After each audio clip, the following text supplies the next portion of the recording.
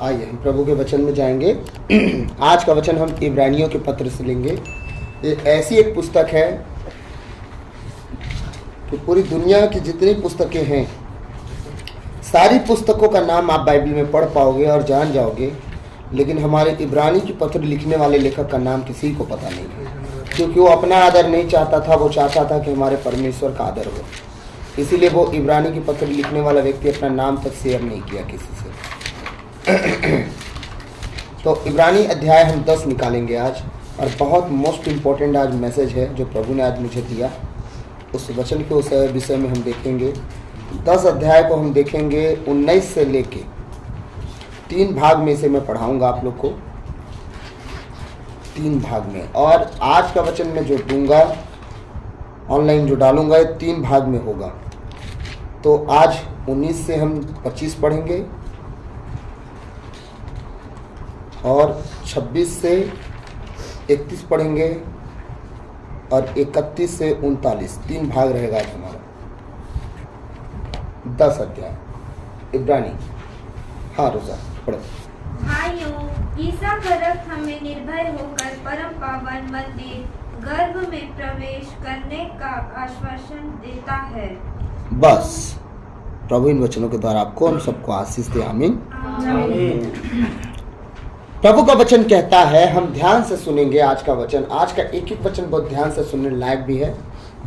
भाइयों, ईसा का रक्त हमें निर्भय होकर परम पावन मंदिर गर्भ में प्रवेश करने का आश्वासन देता है। अब ईसा का रक्त क्या करता है? पूरी तरह से हमें भय से अलग करता है। दुनिया का कोई भय हमारे जीवन में काम फिर नहीं करता। जिस दिन हम प्रभु के लहू का पहला और मोस्ट इम्पोर्टेंट मतलब समझ गए कि उसका लहू हमारे लिए क्या कर सकता है, हम दुनिया के किसी भय से नहीं भय खाते। हम जानते हैं कि हमारे साथ हमारा प्रभु है, तो हमारा विरोधी कौन हो सकता है। आमीन आमीन।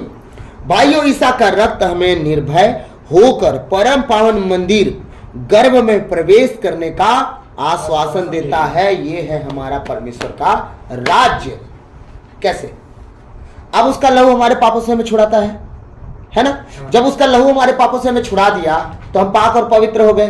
तो परमेश्वर का राज कैसे लोगों का है? ऐसे ही लोगों का है ना, जो पाक और पवित्र जीवन जीते हैं। पाप में रहने वाले स्वर्ग जाएंगे क्या? नहीं जाएंगे। सिंपल सी बात है ना, घुमा फिरा के कुछ बात ही नहीं है। तो क्या कह रहा है? मंदिर गर्भ में प्रवेश करने वाला का आश्वासन देता है। मतलब आपको क्या देता है वो आश्वासन को? और क्या बोलेंगे? संतोष, संतुष्ट करता है, ढाढ़स बांधता है ना। 12 वचन क्या कह रहा है? 20वां वचन, उन्होंने हमारे लिए एक नवीन तथा जीवंत मार्ग खोल दिया। कौन? यीशु मसीह के लहू ने। यीशु मसीह ना मरे होते, ना उनका लहू हमारे लिए एक रास्ता खोला होता। वो यीशु मसीह है जो हमारे लिए एक जीवंत रास्ता खोले हैं। कहां के लिए? कौन से रास्ते के लिए? कि यहां से हम दिल्ली कैसे पहुंचेंगे? स्वर्ग के लिए है ना। अब हमारा रास्ता कहीं और का है। उन्होंने हमारे लिए एक नवीन तथा जीवंत मार्ग खोल दिया, जो उनके शरीर रूपी पर्दे से, किसे? शरीर रूपी पर्दे से होकर जाता है। यीशु मसीह के पास बिना हुए कोई स्वर्ग राज में प्रवेश कर सकता है? नहीं। वो स्वर्ग राज का क्या है? द्वार है, द्वार है, चाबी है, समझ गए? और भेड़शाला का द्वार है वो पहरेदार है स्वर्ग का। जब तक आप परमेश्वर के पास नहीं जा तक सकते, जब तक इस पहरेदार से, मतलब गेट कीपर से, मतलब यीशु मसीह से आप नहीं मिल सकते। जब तक उससे आप मिल नहीं सकते, जब तक उसे पा नहीं सकते, जब तक उसका बपतिस्मा आप नहीं ले सकते। समझ गए? तब तक आप यीशु मसीह के पास, उसके राज में प्रवेश नहीं कर सकते। अब हमें एक महान पुरोहित प्राप्त है। हमें कौन प्राप्त है? एक महान पुरोहित, मतलब अगुआ। अगुआ मतलब जो परमेश्वर का रास्ता दिखाने वाला, बता रहा है, स्वर्ग का रास्ता दिखाने वाला। जैसे मैं हो गया आपको यीशु का रास्ता दिखा रहा हूँ। आप यीशु तक पहुंच गए, पिता तक पहुंच गए। मतलब मेरे लिए आप अगुआ हैं। अगुआ, ठीक है। अब मेरे लिए मेरा अगुआ है यीशु मसीह, क्योंकि मैं उससे सीख रहा हूँ। आप मेरे से सीख रहे हो तो मैं आपका अगुआ बना, ठीक है। अगर मैं किसी अगुआ से सीखूंगा तो वो मेरा अगुआ बनेंगे, ठीक। तो प्रभु का वचन कहता है जब हमें एक महान पुरोहित प्राप्त है, महान पुरोहित तो सिर्फ एक है, यीशु मसीह, बाकी तो कोई महान है ही नहीं, बस पुरोहित। बस बाकी पुरोहित है। महान पुरोहित सिर्फ यीशु मसीह, बाकी सब जितने सिखाने वाले हैं वो आपके अगुआ पुरोहित बनेंगे, लेकिन महान सिर्फ हमारा प्रभु यीशु मसीह है। वचन कह रहा है अब हमें एक महान पुरोहित प्राप्त है जो ईश्वर के घराने पर नियुक्त किए गए हैं। ईश्वर के घराने पर, परमेश्वर के घराने पर, मतलब अब यीशु मसीह के अलावा स्वर्ग में भी कोई अधिकारी नहीं है। वहां भी अगर पिता परमेश्वर जो राजाओं के राजा है वो अधिकार किसी को दिया पूरे स्वर्ग पर, तो यीशु मसीह को दे दिया। अब जब अधिकारी ही हमारा परमेश्वर का बेटा यीशु मसीह है, जिसे हम प्यार करते हैं और जिससे वो प्यार करता है वो हम हैं, तो सोचो हमारा अगर बाप ही अधिकारी हो तो हमें वहां जाने से कोई रोक लेगा? कोई नहीं। सपोज दैट मंत्रालय में अगर मुख्यमंत्री आपका बाप ही हो, मंत्रालय में घुसने से कोई रोक लेगा? कोई सलाम ठोक के भेजेंगे। सलाम ठोक के भेजेंगे अंदर। डीएसपी कलेक्टर भी होंगे ना तो कहेंगे साहब, साहब। और उनका कोई पोस्ट नहीं होगा तो भी बेटा है भाई, हाँ, अगर कुछ चुगली कर दिया तो फिर उठा के ट्रांसफर कहीं और फेंक देंगे, मतलब नहीं निकलेगा। समझ, एक सपोज दैट बोला जा रहा है ना भाई। हम दूसरे का उदाहरण नहीं समझ पाएंगे तो यही से उदाहरण लेते हैं, है ना। हमारे पिता प्रधानमंत्री हो और फिर सांसद भवन में कोई घुसने से रोक दे, हो ही नहीं सकता। कहाँ जा रहे हो? पिताजी से मिलने। जाइए जाइए जाइए, क्योंकि वो बंदा रोकने वाला भी तो जान रहे ना कि प्रधानमंत्री का बेटा है, तो इतना नालायक तो नहीं होगा कि इसे जाके बम फोड़ देगा सांसद भवन में। हाँ, समझ रहे मेरी बात? तो इसका तात्पर्य यह है कि अब ये जो वचन है, प्रधानमंत्री, राष्ट्रपति, राजा का बातें नहीं है, राजाओं के राजा, प्रभुओं के प्रभु की बात चल रही है, जो हमारा यीशु मसीह है। ठीक, जब वही स्वर्गराज पर अधिकारी हो गया तो हमें प्रवेश करने से कौन रोक सकता है? लेकिन एक कंडीशन है, वो कंडीशन ये है कि उसके रक्त के सहभागी हमको बनना पड़ेगा, अपने आप को उसके रक्त से अपने आप को धोना पड़ेगा, अपना स्वभाव, स्वरूप, आचरण, जीना सब कुछ उसके लहू में कवर करना पड़ेगा, धो के शुद्ध करना पड़ेगा, नम्र और दीन बनना पड़ेगा, आँख छोटा बनना पड़ेगा, अपवित्र खरा बनना पड़ेगा। तब जाके उसके राज के अधिकारी से हम मिल पाएंगे जो यीशु मसीह है, और वो कह पाएगा, ओ प्रभु प्रभु, रुकिए रुकिए रुकिए पिताजी, असल में ये जो बैठे हैं ना ये ठीक व्यक्ति है, इन्होंने बेईमानी थोड़ा थोड़ा किया लेकिन मान गए कि हाँ हमने बेईमानी किया। आज इनके सपने में इनकी गवाही सुनेंगे लास्ट में, याद रखिएगा। तो जैसे घर में पनीर भूल गए उसे मत भूल जाइएगा। ठीक, तो आप लोग को गवाही याद, मैं तो सुन लिया हूँ, आप लोग को अगर सुनना होगा तो याद करिएगा, नहीं तो हमको क्या करना है। आज परमेश्वर का दूत इनको आज ही मिल गया है। ऐसा बहुत कम कंडीशन में लोग, लाखों में एक गवाही देता है ऐसा, ठीक है, कि एक ही दिन का मसीही हो और एक ही दिन में परमेश्वर से बात भी कर लिया हो। क्या बात किया हो? तू बताओ। हाँ हाँ, इनका चेहरा आया, मेरा चेहरा इनके पास गया, क्योंकि परमेश्वर को तो कोई देखा नहीं मैं है। सोया था, ठीक है, मैं बोला कि आज तो प्रभु आपको आपके होने का प्रमाण आपको देना ही पड़ेगा। और बहुत दिनों से ना मेरे को मूवी देखने का मन कर रहा था, मैं थोड़ा थोड़ा देख भी रहा था मूवी, ठीक है, तो मैं देखा भी थोड़ा सा मूवी। फिर मैं मूवी देखा और दिन में सोया था तो मेरे को रात में नींद नहीं आ रही थी, तो मैं मूवी को फिर हटाया, उसको मैं ये आराधना सुनने लगा, तो लगभग 2:30-3 बजे तक आराधना सुना। मतलब कल शाम को तुम मेरे से पूछे एक बार तो भी रात में मूवी देख ही लिए? पता नहीं कैसे देख लिया, समझ में आया था? मैं कल इसको डांट के बोला था कि अपने मन से बोलना, एक रहपड़ दूंगा नहीं, भाग यहाँ से, है ना। लेकिन रात में यूट्यूब पे मूवी देख भी लिया, मैं देखा, मेरे मना करने के बाद। एक 2 मिनट में देखा, फिर मैं डांट के भगाया, फिर आराधना में गया, ठीक है। फिर मैं जब सोया 2:30-3 बजे, उसके बाद इनका फेस आता है और बोलता है, सच बता क्या गलती किया है आज? मैं बताया मैं मूवी देखा हूँ, मैं मानता हूँ मूवी देखा हूँ। फिर मैं मतलब कि सपना गायब हो गया। सवेरे में याद नहीं आ रहा था क्या हुआ है। मैं रोहित भी आए थे, मैं कैजुअली ले रहा था कि रोहित भी आए तो आए थे, पूछे क्या क्या क्या गलती किया, बता। तो बता दिया ये गलती किया हूँ मैं। फिर मैं जब इनको बताया तो ये बताया मैं नहीं था, वो था हॉली स्पिरिट। तो समझ में आया, अच्छा ऐसा होता। मेरे को पता नहीं था कि मैं दूतों से बात भी किया, मेरे को लगा भैया से बात किया मैं। तो एक देखो, जब सैमुएल नबी के पास परमेश्वर आए थे बात करने, तो उसके अगुआ के रूप में आए थे, एली की आवाज़ में आए थे। जब भी बात किए तो एली के पास वो कूद के जाता था, ठीक है, कि बता तेरा दास हाजिर है, क्या आज्ञा है।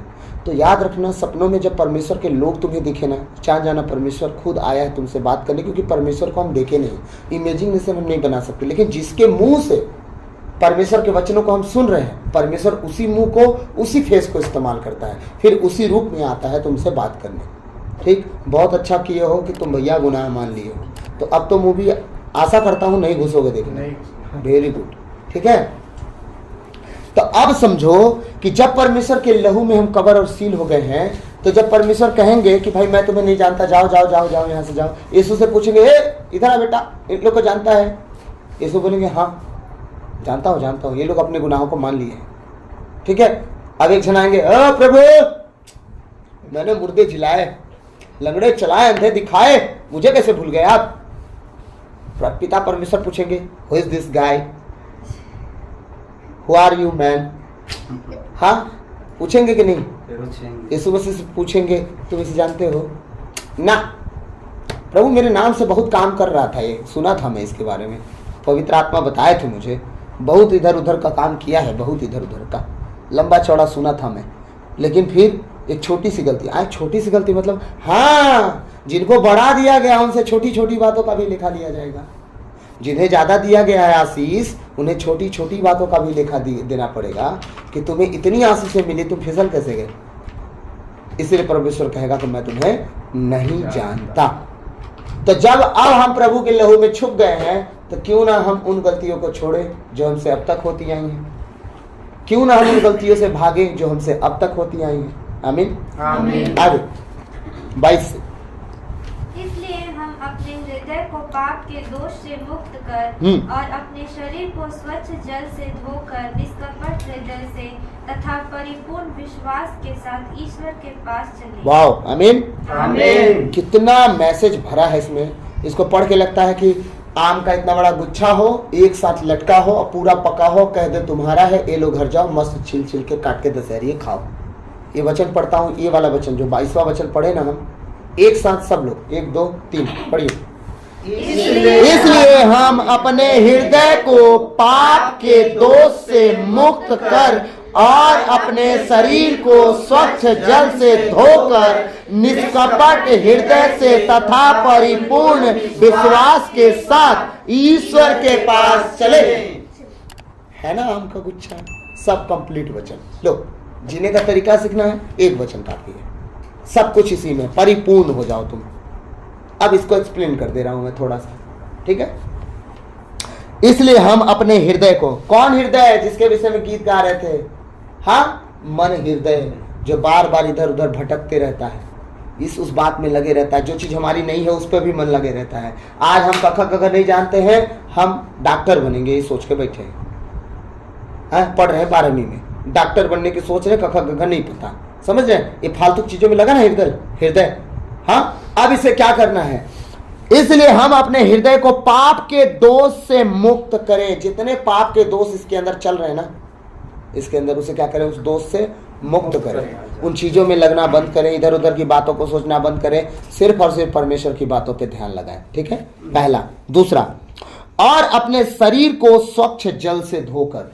शरीर को शुद्ध जल से धोने का मतलब क्या है?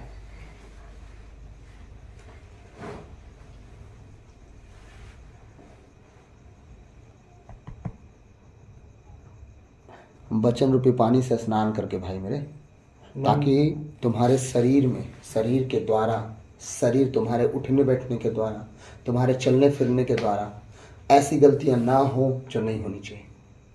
हाँ, हम चर्च गए थे, हमारा खजूर पर्व था, परमेश्वर का इतना बड़ा दिन था, हमारी बहनें ऐसे फटा फटा पैंट पहन के आई, उनके पैर, उनके थाइस दिख रहे थे। अब सोच के देखो आप कि क्या हमारे चलने फिरने से, उठने बैठने से परमेश्वर को आदर दे पाए हम? नहीं। हम आदर दे पाए? नहीं। वो कहता है तुम राजाओं के राजा, प्रभु के बेटे बेटी हो। ठीक है, समझो थोड़ा सा, मैं एग्जाम्पल दे रहा हूँ।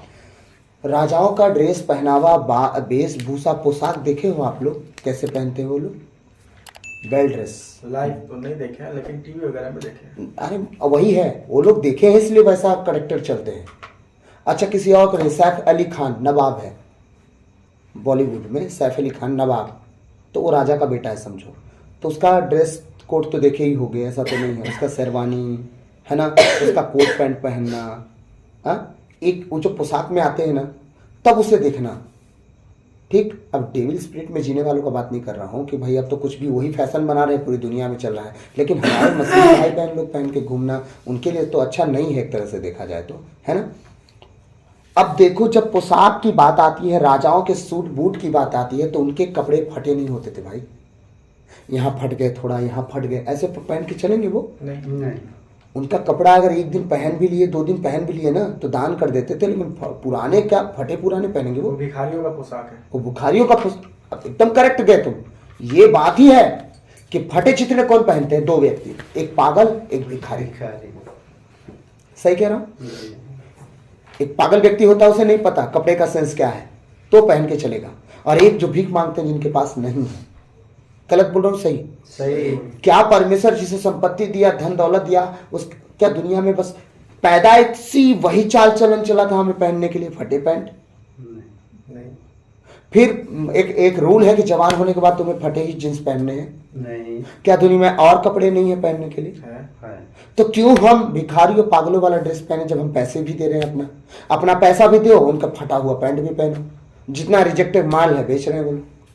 क्या बोल के? डैमेज पैंट, क्योंकि वो कभी बिके नहीं ना, थोड़ा सिलाई अंदर बाहर कर दिए और सामने का जला फाड़ दिए, लो बेचो, पैसा लग गया उतने ही। तो तुम होते कौन हो कि हमारे ड्रेस पर, पोशाक पर बोलने वाले? भैया तुम ही जानो, हम तो कोई नहीं होते, तुम ही जानो।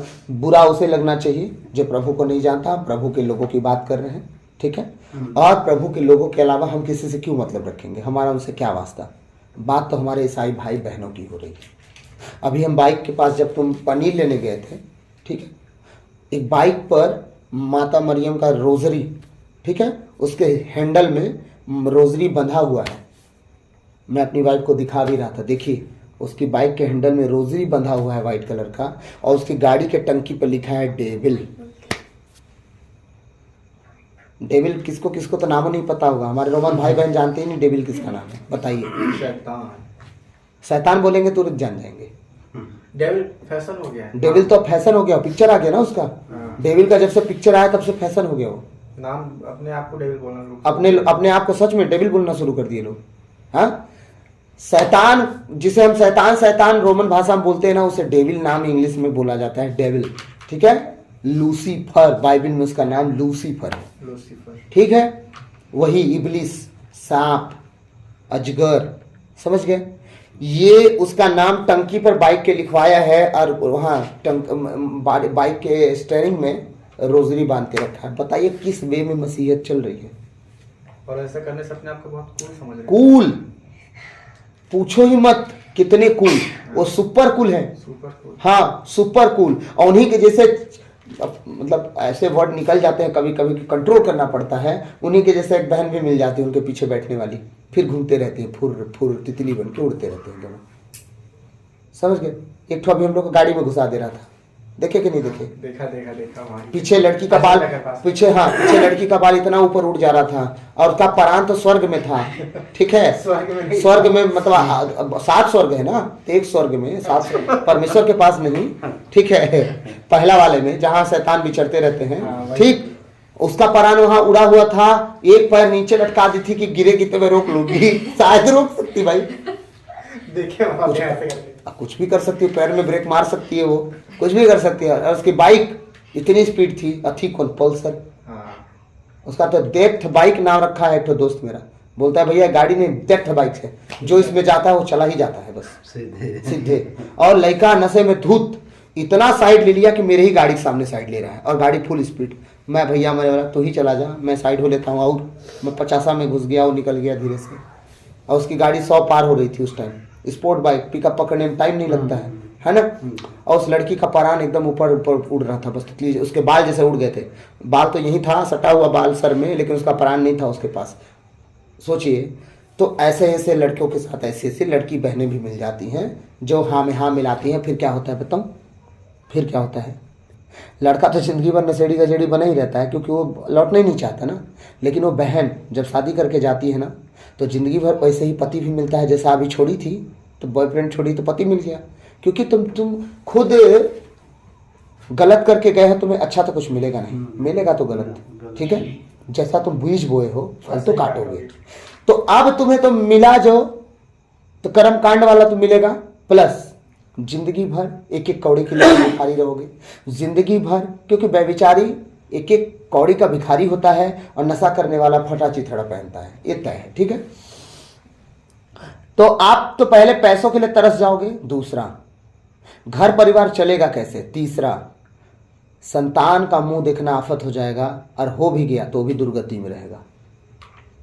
तुम भी रोओगे, वो भी रोएगा, तुम्हारा जीवन तुम खुद नाश करने के कारण बने। शुरुआत कहाँ से हुई? माँ बाप की अधीनता में ना रहने के। और शुरुआत कहाँ से हुई? माँ बाप का लठ नहीं निकला अपने बच्चों के लिए। बस आज वचन पढ़ रहा था, जो अपने बच्चों को नहीं मारता असल दोषी तो वही है, असल दोषी वही है। तुम मार के उन्हें बचा रहे हो, क्योंकि कोई भी माँ बाप सिंह जमा है क्या किसी माँ बाप को? तुम्हें ढूंढ के बस पीटते रहते हैं। रेस्टोरेंट में तुम खड़े रहते हो, मस्त एक नंबर का पनीर चिल्ली बनाते रहते हो, आते हैं खींच जूता, अच्छे से बना, ढंग से बना, बोलते हैं क्या? नहीं ना। इसका मतलब हमारे माता पिता कभी भी अगर किसी गलत बात से किसी को मारे हो तो बताओ, लेकिन जो माँ बाप का मार खाया है, याद रखना, वो नाचा तो है अभी लेकिन नचाया दुनिया को है। जो माँ बाप को मार खा के अधीन रह गया, लेकिन जो माँ बाप से जवान लड़ाया हो, देख लो उसका जीवन। एग्जाम्पल किसी और को का देना, हमारे घर ही में तो है ना। जो माँ बाप से जबान लड़ाते हैं, तो सांसारिक माता पिता को देख लिए। अब आते हैं आत्मिक माता पिता के पास, चाहे वो फादर सिस्टर हो, चाहे वो यीशु मसीह हो। जितने उनकी आज्ञा टाले हैं, बताओ कैसा जीवन जी रहे हैं? बैठ के छाछो थोड़ा। जो फादर सिस्टर का बात टाले हो, ठीक है, जो यीशु मसीह के वचन का बात टाले हो, जो जो लिखा गया उसे ना माने हो, अब बताओ उनका जीवन कैसा है? जांचो थोड़ा सा। कितना सुसमाचार सुने लेकिन बात नहीं माने। अब देखो अपने अपने परिवार को, घर को झांक के देखो क्या जीवन हो गया उनका। आप जो जीवन आत्मिकता में जी रहे हो, उनके जीवन को पा सकते हो? आप लोग भले मतलब नम्रता में बोल दो कि पता नहीं, लेकिन मैं घमंड करता हूं इस बात से कि हो ही नहीं सकता। इम्पॉसिबल सी बात है, क्योंकि आप जब बात करोगे तो उस बात के तर्क में वो जान जाएंगे कि अभी तो हम इनके बात का जवाब नहीं दे पा रहे हैं उस लेवल तक। तो जब वचन की बात आएगी तब तो हम दूर दूर तक खड़े नहीं हो पाएंगे। क्यों? क्योंकि प्रभु का वचन कभी पढ़ते ही नहीं है। जब पढ़ेंगे नहीं, अपने बाप का सुनेंगे नहीं, तो अधीनता में आएंगे कहाँ से? पहले तो सुन ही नहीं रहे हैं, बाप कुछ कह रहा है, बेटा सुन ही नहीं रहा है, अधीन कहाँ से होंगे? होंगे अधीन? सिंपल सी बात है। क्या कह रहा है प्रभु का वचन? इसलिए हम अपने हृदय को पाप के दोष से मुक्त कर और अपने शरीर को स्वच्छ जल से धोकर निष्कपट हृदय से, निष्कपट दिल में किसी के प्रति कोई भी कोट कर कपट नहीं होना चाहिए। सब तुम्हें ये मिले कि ये मेरा ही भाई, मेरी ही बहन, मेरे माँ बाप जैसे हैं। इनके प्रति गुस्सा करके, क्रोध रख के मेरा कोई फायदा नहीं बल्कि नुकसान है। तो आप कभी क्रोध करोगे? नहीं करोगे। ठीक है, निष्कपट हृदय से तथा परिपूर्ण विश्वास के साथ ईसा के पास चले। अब इतनी परिपूर्णता लेके जब ईसा के पास आप पहुंच गए, याद रखना स्वर्ग राज को छीनने वाला कोई पैदा ही नहीं हुआ है। शैतान लाख कोशिश कर ले अय्यूब की तरह, आपका कुछ नहीं बिगाड़ पाएगा। आमीन। उसके 3 मित्र आए, ठीक, 3 मित्र आए, कितना कोसे, बोले कर वो कर, क्या उसे बहका पाए? नहीं। फिर क्या हुआ? परमेश्वर उन्हें सजा दे दिया। तू मेरे दास को बहकाने आया था? तुम लोग कितनी हिम्मत हो गई। मित्र थे, सजा पा गए, और उसकी दुआ से फिर वो बचे। हाँ, ऐसा जीवन जीना है। डेविल लाख बहकाए, अपने घर के लोगों को उठा के ले आए, नहीं सुनना उनका। प्रभु जो कहता है वो सुनना है। वचन में और संसार की बातों में तर्क करने की जरूरत नहीं, वचन पहले है, बात खत्म, कुछ सुनना ही नहीं किसी का। वचन और संसार की बात जब आए कि ऐसा करना है, और जब तुम्हारा विवेक स्मरण दिलाए कि नहीं वचन ऐसा नहीं कहता, नहीं करना भैया। क्यों नहीं करना है? बस मेरा मन है नहीं करना है। हम नाराज हो जाओ, हमें पता है कल तुम नाराज नहीं हमारे पास ही आओगे। गवाह हैं, जितने लोग मुझे लात मारे हैं वो सब मेरे पास आए हैं, और ऐसे पास आए हैं कि जब मेरे पास आए हैं तो मैं उनसे ऊपर मिला हूं। कुछ नहीं है फिर भी ऊपर मिला हूं। क्यों? परमेश्वर जब बुद्धि देता है ना, प्रज्ञा है ना, वो प्रज्ञा ही आपको अमीर और बड़ा बना देता है। धन होने की जरूरत नहीं है, क्योंकि बाइबिल कहती बहुत से राजा मंत्रियों के द्वारा जीते हैं, प्रधानमंत्रियों के द्वारा बहुत से राजा प्रधानमंत्री, मंत्री लोग होते हैं ना राजा के, मंत्रियों के द्वारा राजा लोग जीत पाए हैं। बहुत से राजा अपने बल पे नहीं, मंत्री के द्वारा होता है ना। ये कहानी 23।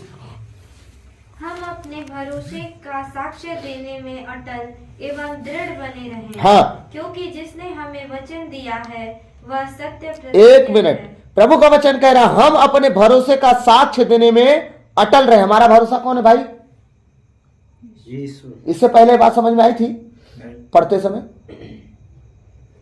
रोजा पढ़ते समय समझ में आया था कि हमारा भरोसे का साक्ष्य का मतलब क्या है? फाटो जल्दी बोलना, ट्रेन छूटता है यार, दूर जाना है, जल्दी बोलिए। समझ में आया था? नहीं आया था, यहाँ तो खैर यहाँ पता चल गया था, साथ में ईश्वर के पास चले मतलब उसमें। यही तो वजह है कि हम जब अधूरा वचन पूछेंगे तो कौन बताएगा, जब पूरा जब जानेंगे तब ना। इसका मतलब हमें बाइबल कंप्लीट पढ़नी है और समझ के पढ़नी है। हमारा भरोसे का साक्ष्य, देखिएगा ना, फिर से पढ़ रहा हूं, हम अपने भरोसे का साक्ष्य देने में अटल एवं दृढ़ बने रहें, क्योंकि जिसने हमें वचन दिया है वह सत्य प्रतिज्ञ है। लेकिन जब मैं बात पूछूं कि हमारे भरोसे का साक्ष्य के विषय में, कि हमारे भरोसे का साक्ष्य का क्या मतलब है, तो ये बात किसी को नहीं पता। हमारा भरोसा तो यीशु मसीह है। हम साक्ष्य मतलब गवाही होती है, हम यीशु मसीह भरोसा है, साक्ष्य मतलब गवाही, हम अपने यीशु मसीह की गवाही देते हैं। समझ गए? जब उसी गवाही को पकड़ के चलते हैं, जो हमारा यीशु मसीह है उसी का उंगली पकड़ के चलते हैं, वही हमारी गवाही का साक्ष्य है, साक्ष्य का गवाही है। अगर हम पकड़ के चलते हैं हमारे भरोसे को और वो गवाही को पकड़ के चलते हैं कि जो हमारे जीवन में किया वो बढ़ चढ़ के करेगा, अब आप देखो वो हमें परिपूर्ण करता है। वचन कह रहा है हम अपने भरोसे का साक्ष्य देने में अटल रहे। अटल रहे मतलब अटल रहे, गवाही देने में कभी पीछे नहीं हटे। हमारे जीवन में प्रभु ने किया मतलब किया, तुम्हारे कहने से हम गवाही नहीं बदलेंगे, चाहे दुनिया आर पार हो जाए। उसने हमारे जीवन में बड़े बड़े काम किया मतलब किया। हम जो लायक नहीं थे उस लायक हमें बनाया। हम जिस इज्जत को पाने के लायक तक नहीं थे वो इज्जत दिलाया। जिन लोगों के बीच में खड़े होने योग्य नहीं थे उन लोगों के बीच में तूने खड़ा किया खुदावन। हाँ, और ये गवाही है, दुनिया कुछ बोले हम इससे पीछे नहीं हट सकते। ठीक है, हम अपने भरोसे का साक्ष्य देने में अटल एवं दृढ़ बने रहे, क्योंकि जिसने हमें वचन दिया है वह सत्य प्रतिज्ञ है। वचन कौन दिया हमें? हमारा खुद प्रभु। मार्ग, सत्य, जीवन, जीवन की ज्योति, जीवन की रोटी, जीवन का जल, मुक्ति का कटोरा हमारा प्रभु यीशु है और वो सत्य प्रतिज्ञ है। और जब हमारा भरोसा और हमारी गवाही जो है एकदम अटल और भरोसेमंद सत्य प्रतिज्ञ है, तो सोच के देखो हमारे जीवन में किस बात की कमी होगी? किसी बात की कमी नहीं होगी। क्यों? क्योंकि हमारा प्रभु सारी बातों को जानता है, कब कहाँ कैसे सारी बातों में भलाई को उत्पन्न करना है और वो कर लेता है। तब होता क्या है कि जब हम कभी कभी प्रार्थना से थोड़ा मिस्टेक में चले जाते हैं, थोड़ा सा डाइवर्ट हो जाते हैं। जैसे इन दिनों में मैं होपलेस हुआ, बहुत सारी बातों को लेकर डिस्टर्ब हुआ। प्रार्थना तो करता था लेकिन प्रभु की आवाज़ सुनने में भी डर लगता था। प्रभु कहीं मैं अकबका ना जाऊँ, इस अकबकाहट में तेरी आवाज़ समझ के मैं डेविल की बात ना सुन जाऊँ। इस चलते मैं किसी फैसले पर नहीं आता था, चुप रहता था कि खुदाबंद जब तू कहेगा चलूँगा, लेकिन मैं सुनूंगा पहचानूंगा कैसे? एक टाइम मुझे आया, प्रभु अब मैं चल रहा हूँ लेकिन इस रास्ते पे जाना चाह रहा हूँ, तेरी इच्छा हो तो जाऊँ, नहीं हो तो ना जाऊँ। प्रभु रास्ता ही बदल दिया। अब मैं डर गया कि वो इच्छा उसकी है कि नहीं, मैं गलत रास्ते पे नहीं जा। नो, जब हमें दाहिने जाना था हम बाएं चले गए, जाना था दाहिने बाएं चले गए, बाएं हानि होना था। परमेश्वर क्या कर दिया? उस बात को भी बदल देता है, फिर उस बात को दाहिने में रख देता है, हमें बताने के लिए कि सुन मैं बुराई में भलाई को उत्पन्न कर दिया। ले, यहाँ रखा था भलाई, यहाँ ला दिया, यहाँ रखी थी बुराई, यहाँ कर दिया। तू जिधर गया वहां भलाई उत्पन्न हो गई। हमारा परमेश्वर वो है। आमीन आमीन। हाँ, आगे वचन क्या कहता है? हम अपने 24 वचन पढ़ेंगे जल्दी। हमें इस बात का ध्यान रखना चाहिए कि हम किस प्रकार भातृ प्रेम तथा परोपकार के लिए एक दूसरे को प्रोत्साहित कर सकते हैं। इस बात का जो ध्यान रखना है, आज हमें विशेष ध्यान देना है। क्यों? मैं आपसे कहा अपने परिवार का अब ध्यान रखना है आपको, अपने भाई अपने बहू को बराबर अपने प्रभु के वचन को, संदेश को सुनाना, उनसे मिलना है, जाना है, आना है, उन्हें बुलाना, निमंत्रण देना। उस गली मोहल्ले से गुजरने की कोशिश कीजिएगा। महिला के जिस महीना में आपको संदेश मिल जाए कि आपके घर में प्रेयर है, उस महीना में कोशिश करें कि आप वहाँ घूमते घामते जाएं, उन्हें बोले कि हम आपको बुलाने आए। ठीक है, घूमते घामते जाना है, बुलाने आना है कि भाई आइएगा। नहीं जा पाए फोन में तो पक्का करना है कि आज ही घोषणा हुआ है फलाने दिन को आपको आना है। ठीक, तो ये क्या करना है अब हम वचन से सीख लेंगे। हमें इस बात का ध्यान रखना चाहिए कि हम किस प्रकार भ्रातृ प्रेम तथा परोपकार के लिए एक दूसरे को प्रोत्साहित कर सकते हैं। भ्रातृ प्रेम, आपस का प्रेम। भ्रातृ प्रेम का मतलब होता है आपस का प्रेम। भ्रातृ, हाँ, भ्राता मतलब भाई, भाई होता है, भाईचारा वाला प्यार। भाईचारा मतलब सबका प्रेम, आपस का प्रेम। ठीक है, भ्रातृ प्रेम। कह रहा प्रभु का वचन, हम सबों की, कहां चला गया मैं, हमें इस बात का ध्यान रखना चाहिए कि हम किस प्रकार भ्रातृ प्रेम तथा परोपकार, एक दूसरे को प्यार देने में लगे रहें, उनकी कमी घटी में सलाह देने में लगे रहें, मदद करने में लगे रहें जैसे बन सके। ठीक है, परोपकार, हाँ, के लिए एक दूसरे को प्रोत्साहित कर सकते हैं। किस किस प्रकार आप कैसे कैसे एक दूसरे को उकसा सकते हो अपने बातों से, कि प्रभु के करीब चलो, लोगों की मदद करो, भूखा हो तो भोजन खिलाओ, प्रभु उसका आशीष देता है। तुम परमेश्वर के राज में बीज बो, अपनी कमाई का अंश लगाओ, दान दो, दशमांश दो, उठाने वाली भेंट दो, गुप्त दान दो। 4 दान बाइबल कहती है। इन जब दानों को तुम देते हो 100 गुना परमेश्वर तुम्हें आशीष, उसका प्रतिफल देगा। क्योंकि जब इब्राहिम के दिनों में दान भेंट का बात नहीं हुआ था तो भी वो मलकीसेदेक को दान दिया था, और वो कौन था? हमारा प्रभु खुद। ठीक है, तो क्या अब्राहम को कुछ घटी हुई? उसके जैसा अमीर कोई था ही नहीं। फिर राजा लोग उसे कहते हैं मेरे प्रभु को जो भूमि चाहिए वो ले ले। सब तो उसके सामने देश पड़ा है। कौन बोल रहा था? राजा लोग, जिसके यहाँ गुलाम की तरह बसा था। वो इतना अमीर हो चुका था कि राजा लोग डरते थे। तो बोलता no no no no no, मैं अपनी पत्नी को दफनाने के लिए मैं भीख नहीं चाहिए। गुफा लिया वो खरीद के। एक दिन का ईसाई है, देख लीजिए, उत्पत्ति इसे पता है।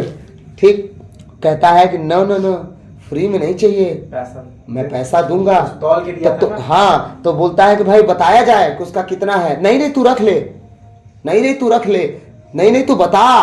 जिसकी जमीन है उसका नाम तक लिया गया, फलाना आदमी का जमीन है। सब लोग कहते हैं यहीं पे बैठा है वो, हाँ हमारी मंडली में है। तो उससे पूछो कि उसका कीमत क्या है। तो बोलता है देखो तुम ले सकते हो पर उसकी कीमत तो इतनी है। तुरंत तौलवा दिया, नहीं बोला कीमत कम करो कि बेसी करो, इतनी कीमत है ना, कीमत रखो तुम।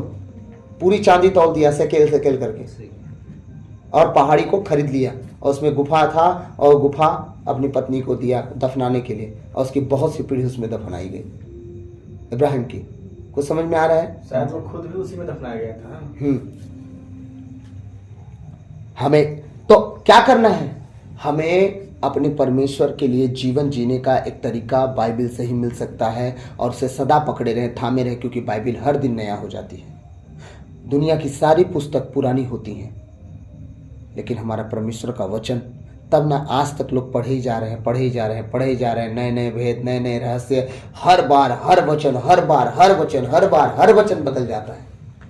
हम 5 साल पहले एक ही अध्याय का एक ही वचन खोल के पढ़े होंगे तो कोई और कुछ और वचन सुनाया होगा, लेकिन 10 साल बाद जब हम उसे आज सुन रहे हैं वही वचन का कोई और दृष्टांत आ गया। मतलब ये ऐसी परमेश्वर की पुस्तक है जो दुनिया में इसका व्याख्यान नहीं किया जा सकता। अगर किया जाया होता, दुनिया की जितनी पुस्तकें हैं, लाइब्रेरियां हैं, हाँ, वो सब खत्म हो जाती, वो भर जाती, पर वहाँ पे पूर्णता नहीं, समाता नहीं लिखा गया है वचन में। हाँ, प्रभु का वचन कहता है एक दूसरे को प्रोत्साहित कर सकते हैं। ठीक है, हम भाइयों की सभा से अलग न रहें। भाइयों की सभा का मतलब हम आराधना, प्रार्थना, मिस्सा, बलिदान में जब इकट्ठे होते हैं तो उससे अलग ना हो। समय समय पर इकट्ठे होना जरूरी है, प्रार्थना करना जरूरी है, आराधना करना जरूरी है, संगति करना जरूरी है, उपवास करना जरूरी है, प्रभु भोज में जाना जरूरी है। तो आप ये सब करना कभी गलती से ना छोड़ो, क्योंकि आप जब आराधना प्रार्थना नहीं करोगे तो छुटकारा चंगाई आप भूल जाओ। ठीक है, बहुत लोग कहते हैं इतना हल्ला क्यों करते हैं लोग, ये कैसे करते हैं, वो कैसे करते हैं। अगर मैं उन लोगों से बोलूं कि आप जब धन्यवाद हालेलुया करते हो अगर मत करो और चंगाई दिलाओ, भला होता है? उनका जवान रुक जाएगा, फिर आवाज नहीं निकलेगी, वो कुछ नहीं बोल पाएंगे। बिना आराधना के, बिना गीत गाए आप किसी को चंगाई दिलाओ, मैं देखूं कैसे मिलता है, मैं भी तो देखूं, और आप भी नहीं करते हो। ये नहीं कि आप करते हो और दूसरों को मना करके आप आशीष देके चले जाओगे, ऐसा नहीं होना चाहिए। बराबर का न्याय होना चाहिए। आप भी प्रार्थना में आराधना मत करो, ठीक है। आप भी क्या बोलते हैं, गीत ऊंचे स्वर से मत गाओ, और आपकी मीटिंग में लोग चंगे होते रहे। बताओ मुझे मिले ऐसा कोई तो? संभव नहीं। इसीलिए जब चंगाई छुटकारे की बात होती है, तब फालतू का दाऊद स्तोत्र ग्रंथ नहीं लिख दिया है कि ऐसे ऐसे गीत गाना है, ऊंचे स्वर से गीत गाना है, चिल्ला चिल्ला के गीत गाना है, डफ और तबला बजा के गीत गाना है, 10 तार वाले तालियों बजा के गीत गाना है। कितनी बातें, वो तरीका बताया, ऐसे ऐसे तुम परमेश्वर की आराधना और महिमा कर सकते हो। क्यों लिखा है? वो इंसान दिमाग से थोड़ा कमजोर तो नहीं था?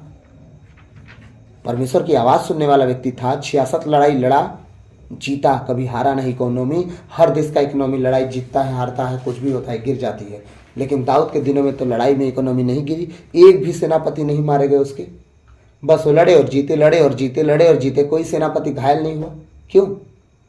परमेश्वर आगे आगे लड़ता था। आज तो दाऊद पीछे से जाएगा, आज तो पत्थरों के सनसनाहट में सेनाओं की आवाज सुनेगा तब जाएगा। सुन, आज तो भोर में लड़ने जाएगा। परमेश्वर युक्ति दे रहा है, लड़ाई दाऊद लड़ रहा है, जीत कौन रहा है? दाऊद जीत रहा है। जिता कौन रहा है? परमेश्वर जिता रहा है। क्यों? उसकी आवाज सुनता था। तो दाऊद इतना पागल था कि बचपन से बकरी भेड़ चराने वाला व्यक्ति आराधना करके वो 10 फीट का आदमी को, बताओ, हमारा खली भाई 7 फीट 2 इंच खली, भारत का रेसलर है। अच्छा वो, हाँ, ग्रेट खली कितना था?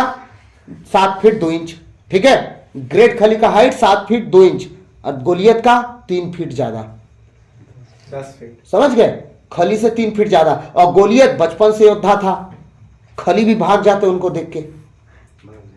भाई बचपन से योद्धा था, बोला तो गया बाइबल, वो बचपन से योद्धा था। तू तो अभी लड़का हो, लड़कपन से योद्धा है, दाऊद को कहा गया। तो बोलता है, सुनना, मेरा ताकत और सिपाही लेके नहीं जाऊंगा, मैं सर्वशक्तिमान की ओर से जाऊंगा। हारा दाऊद, एक ही पत्थर में निपटा दिया। ऐसा गोफन लिया, राय राय घुमाया, मारा, कहाँ लगा? टक, और सब लोग पीछे गिरते हैं। ग्रेविटी ये कहती है कि सर पे चोट लगता है, लोग पीछे गिरते हैं, मुंह के बगल गिरा। कहानी खत्म हुई। क्यों हुई? परमेश्वर उसे बताता रहा कैसे चलना है। दाऊद को डर नहीं लगा होगा गोलियत को देख के? लगा बहुत होगा, लेकिन हारा नहीं। क्यों? वो ढारस खुद को देता रहा गवाहियों के द्वारा। गवाही दिया कि नहीं दिया? शेर भालू तक मैंने मारे, परमेश्वर के दम पे से भी मारूंगा मैं, परमेश्वर के दम पे। गवाहियां ऐसी होती हैं। गवाहियों को इतना बोलो, इतना बोलो, इतना बोलो कि गवाही भी आपको मजबूत कर दे। कुछ नहीं होगा, इस मसीह की जय, चल तू आगे, प्रभु जीत दिलाएगा तुझे। हाँ, वो बच्चा शेर भालू को मारा और उसकी गवाही देता फिरा। गोलियत माने क्या होता है? कुछ नहीं। परमेश्वर ने वर्कआउट करवाया था शेर और भालू से गोलियत दाऊद को, कि चल तू वार्म अप होते रहना इनसे, एक दिन किसी और से मिलाना है। जो शेर भालू का भी बाप है गोलियत, उसको देख के शेर भालू भाग जाते। 10 फीट का दानव, 6 उंगली थी यार हाथ पैर में उसके, हैं 24 उंगली वाला इंसान है। और उसका भाला का फाल सोचिए ना, पतवार, नाव का पतवार होता है ना डोंगी का, उतना बड़ा तो भाला का फाल था उसका। बताइए, हैं उसकी ढाल कितनी वजन की थी, उसकी तलवार कितना भारी था, वजन तक लिखा है बाइबल में कितना किलो का था वो। सोचिए, उसके सामने शेर, अगर एक तलवार मारता शेर ना, ऐसे गर्दन नहीं कटता, माथा से मारता तो पूंछ तक कट के 2 भाग हो जाता वो। समझ गए? सोच के देखिए, उसका भाला कोई टेक के ना चल पाए, ढोने वाले रखा था वो, ढो के चलते थे अलग से। लेकिन जब भाला फेंक के मारता, सोचो कितना दूर जाके लगता। चट्टानों को मारता तो भाला छेद देता चट्टान। सही कह रहा हूं? सोच के देखो, दाऊद को कोई फर्क नहीं पड़ा। क्यों? गवाही लेके चल रहा था ना, उसको विश्वास था, गवाही लेके चल रहा था। प्रभु है ना, आज सर्वशक्तिमान मेरे हाथों में से दे दिया पक्का। अब मारा, लगा भी और मरा भी। उठाया तो 5 था, डरो था उसको, 1 में नहीं लगा तो और मारूंगा, है। परमेश्वर उसे बताया 1 ही काफी है, 5 की जरूरत नहीं पड़ेगी। 5 पत्थर उठाया, लेकिन मारा 1 ही पत्थर और 1 ही लगा। हम भाइयों की सभा से अलग न रहे, जैसा कि कुछ लोग किया करते हैं। और वो कहां चले गए? सिगरेट, दारू, गांजा, बीड़ी, व्यभिचार, नशा, पान, सब में चले गए, जो भाइयों से अलग रह के जीवन जीते हैं। हाँ, हम लोग कल खजूर पर्व मनाए, चर्च से बाहर निकले, फादर जी से मिलने जाना था, और जितने नशेड़ी थे रोड में आके सिगरेट थूकना शुरू कर दिए, और हाथ में खजूर है। एक लड़का तो बोतल भी लिया है, खजूर भी लिया है, और सिगरेट वो मस्त पीते जा रहे हैं। बोला वाह धन्य हो प्रभु इन लोग का जीवन, कम से कम खजूर की डाली हटा के पीते, कम से कम गैर जाती है तो ना बोलते ही तो ईसाई हैं। अब कहते हैं बहुत धर्म की बात सीख रहे हो तुम। हाँ, ईसाइयों को बदनाम सिर्फ ईसाई कर रहे हैं, यीशु मसीह नहीं कर रहे हैं, हम कर रहे हैं। हम अपने आचरण से, कहता है तुम जगत की ज्योति हो, और जगत की ज्योति अंधेरी हो जाए तो जगत उजाला कैसे होगा। हाँ जी, तुम नमक हो और नमक ही फीका पड़ जाए तो किससे नमकीन किया जाएगा दुनिया को। तुम ही अगर गलत चाल चलने लगे तो परमेश्वर किसको उदाहरण देने के लिए खड़ा करे कि देखो ऐसा जीवन होना चाहिए। उन्हें सिखाने वाला कोई है ही नहीं। अक्सर जिनके पास जो चीज पहले से होता है ना उसकी उनको कद्र नहीं होती। ठीक है, प्रभु का वचन कह रहा है हम भाइयों की सबात से अलग न रहें जैसा कि कुछ लोग किया करते हैं, बल्कि हम एक दूसरे को ढारस बंधाएं जब आप उस दिन को निकट आते देख रहे हैं। क्या कह रहा है प्रभु का वचन? ढारस बंधाना है, बल्कि है ना, अलग नहीं होना है। जो अलग हो भी रहे होंगे उनके पास जाना है, उनसे बोलना है भाई दिन बहुत बुरे हैं, बहन दिन बहुत बुरे चल रहे हैं, समय बहुत कठिन आ चुका है, आओ हम प्रभु के साथ चले ताकि परीक्षाओं में हम ना पड़े। परीक्षाएं तो आती हैं लेकिन उसमें पड़ नहीं जाए, प्रभु उससे हमें अलग कर दे। परीक्षाएं हमें डराए कि आ गए, लेकिन प्रभु उन्हें टाल दे। ऐसा जीवन हमें जीना है। आओ हम परीक्षाओं में ना पड़े, हम ढारस बांध के एक दूसरे को ढारस बंधा के क्या करें, आराधना प्रार्थना में सम्मिलित हो। आमीन आमीन। जब आप उस दिन को निकट आते देख रहे हैं तो ऐसा करना और भी आवश्यक हो जाता है। कौन से दिन की बात कर रहा है प्रभु? अंत के दिनों की बात कर रहा है, जब परमेश्वर के वो भयानक दिन आने वाले हैं ना, उसके विषय में बात कर रहा है कि जब ऐसा दिन आते तुम्हें मिले ना, उसके विषय में तैयार हो जाओ। तो एक दूसरे को अगर आप बोलोगे नहीं, वो आएंगे नहीं, तो आप बताओ वो तैयार हो पाएंगे? आप तैयार हो गए, वो तो नहीं हो पाए ना। तो क्या करना है? अपनी संगति से भागे हुए लोगों को पकड़ना है। हाँ, उन्हें बताना है, फिर से बताना है कि देखो समय बुरे हैं, आप मानो ना मानो, हमें काम है बताना, आप चलो ना चलो, बस बात खत्म। हम हर बार आपको मिलेंगे, हर बार यही बात बोलेंगे, आपको बुरा लगे अच्छा लगे, क्योंकि हम निर्दोष पाए जाएं परमेश्वर के राज में, और हम चाहते हैं कि आप भी निर्दोष मिलो उस दिन, हम साथ में रहें। क्यों? क्योंकि जब मैं बार बार बोल के निर्दोष ठहरी जाऊंगी या ठहरा जाऊंगा, तो जब परमेश्वर आपसे पूछेगा क्यों नहीं सुनी, तो क्या बोलोगे? ये नहीं बताई थी, ये नहीं बताया था। हाँ, हम निर्दोष होने के लिए और आपको निर्दोष करने के लिए बार बार आपको सुसमाचार सुना रहे हैं। भाई साहब को अभी का सुसमाचार थोड़ी सुनाया गया है। सीरियस तो तब हुए जब जिंदगी तबाह दिखने लगी सब तरफ से, और हम परमेश्वर को कब खोजते हैं? यही कंडीशन। तो इनसे मैं बोलता था रुक जाइए, अभी समय नहीं आया। बोलता था कि नहीं? निश्चित समय, मैं निश्चित समय का इंतजार किया था, लेकिन ऐसा नहीं कि ये नहीं सुने तो मैं किसी तरह से वे बदल दिया। नो, प्रभु का रोशनी इनके ऊपर है, मुझे इनके साथ वही व्यवहार करना जैसे मैं पहली बार किया था। ये चले ना चले इनकी इच्छा। अपने जीवन में जब मार खाता है इंसान तब तो खुदा खोजता है, खुदा को खोजना शुरू किए। अब इनके मन में जो शांति होगी, मैं आशा करता हूँ इससे पहले कभी नहीं हुई होगी। अब चाहे आप गवाही दो या ना दो, लेकिन ये सच्चाई मैं मानता हूँ, कुछ दिन बाद खुद बता दोगे, है ना। तो इस वचन के द्वारा हमने क्या सीखा कि एक दूसरे से प्रेम भी करना है, एक दूसरे को ढाढ़स भी बंधाना है, लेकिन सबसे मेन इंपॉर्टेंट बात यह है कि जो लोग प्रभु से भाग रहे हैं उन्हें बार बार प्रभु का वचन संदेश सुना के प्रभु के करीब लाना है। विशेषकर किसको? अपने ईसाई भाई बहनों को जो भटक रहे हैं, भाग रहे हैं, छोड़ रहे हैं प्रभु को। पहले तो अपने ही घर होना। हाँ, सबसे पहले अपने घर से शुरुआत करना। आमीन आमीन। तो प्रभु इन वचनों के द्वारा हम सबको आशीष दे। आमीन। आमीन।